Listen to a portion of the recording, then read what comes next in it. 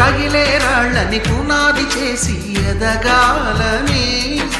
తరిమే వాళ్ళని హితులుగా తలచి ముందుకెళ్ళాలని,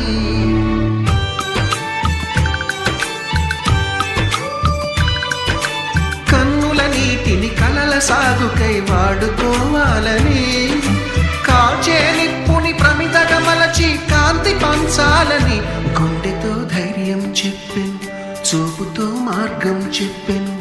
అడుగుతో గమ్యం చెప్పెను, నేనున్నానని నీకేం కాదని, నిన్నటి రాతని మార్చేస్తానని.